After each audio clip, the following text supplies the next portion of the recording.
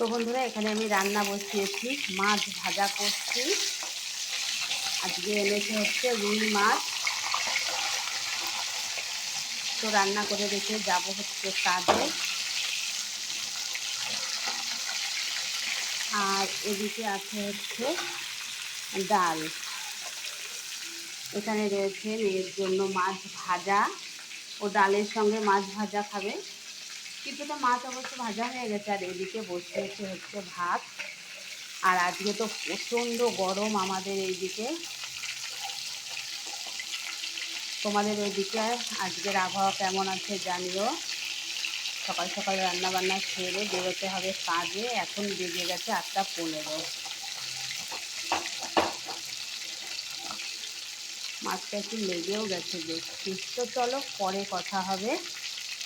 এখনকার মতো টাটা।